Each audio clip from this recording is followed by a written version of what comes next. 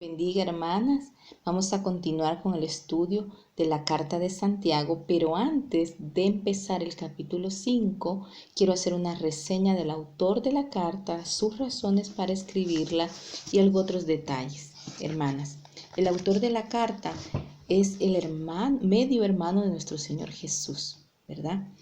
El lugar de donde se escribe es de Jerusalén y los destinatarios son las 12 tribus, dice la misma carta en el capítulo 1, las 12 tribus que están dispersas en el mundo, y está dirigida a cristianos, ¿verdad?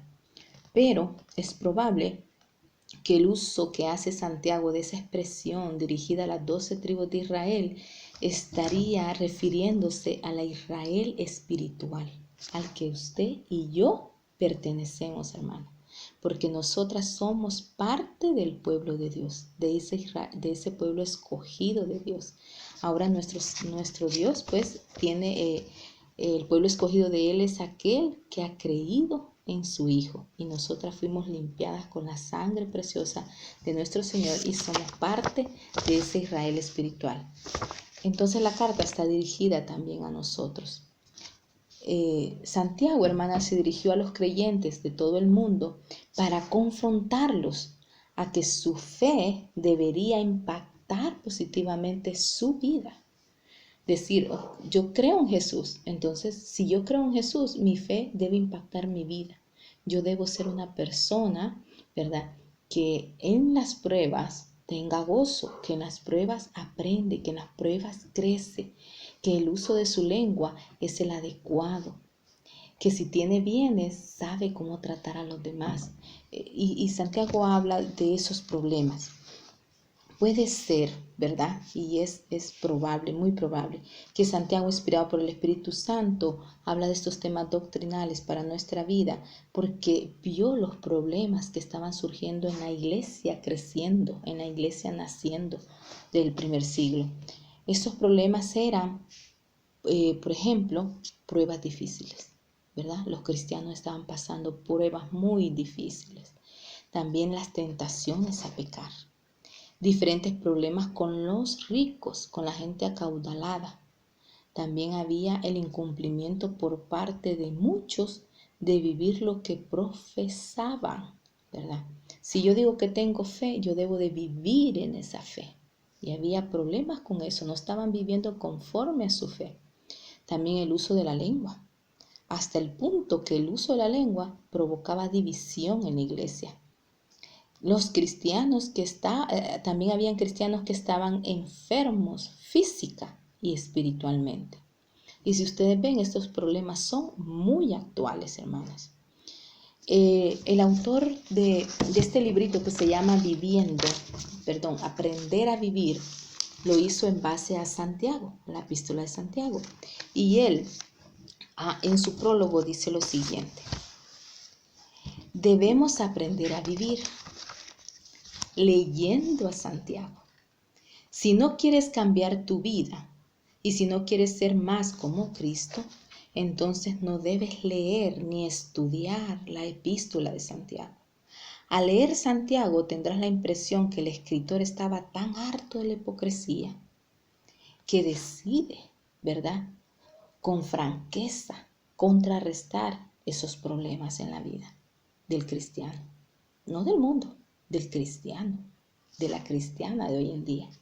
Entonces Santiago deja en claro que nosotras no debemos de juzgar a la iglesia, sino que debemos de ser cristianas auténticas, hablando en este momento directamente a nosotras las mujeres. Entonces también vemos que Santiago le habla, no solo predicador predica esto, sino también le dice, cuidado maestros, que ustedes van a dar más cuenta, ¿verdad?, por lo que ustedes enseñan, por lo que ustedes practican. Le habla tanto a maestros como a seguidores, ¿verdad?, como a discípulos.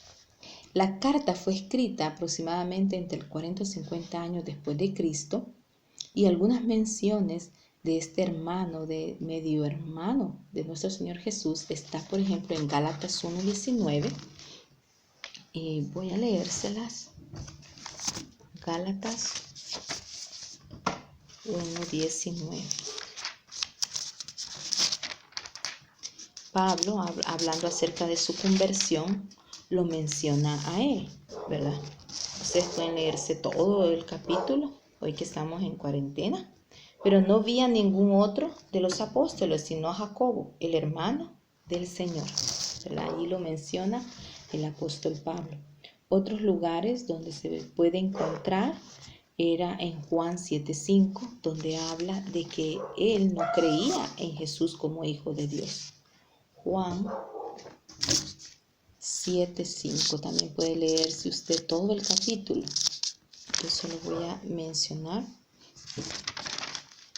esta reseña que hace Juan, porque ni aun sus hermanos creían en él, ¿verdad? Al principio nos parece, ¿cómo es posible? Si podían ver los milagros de él, ¿por qué no creían? Todo tiene su tiempo. Después lo vemos convertido en un gran cristiano, dando un gran aporte a la vida de aquellos cristianos del primer siglo, como a los de este año, como los de los años futuros que vendrán. La palabra de Dios siempre va a ser actual. Y así, hermanos, también en Hechos, ustedes lo pueden leer, Hechos 1:21. Hechos 1:14 habla acerca de que los hermanos de Jesús y María estaban unánimes, perseverando junto a los apóstoles. En Hechos 1:21 vamos a leer que fue elegido el apóstol en vez de Judas, y vemos que ahí no se eligió a Santiago, se eligió a Matías, ¿verdad? Entre el justo y Matías eligieron.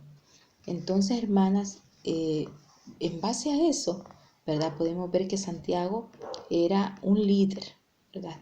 En Hechos también habla acerca de que Santiago, en Hechos 15, del 13 al 21, habla acerca de que Santiago se paró en el primer concilio que hubo y empezó, ¿verdad?, a defender el concilio.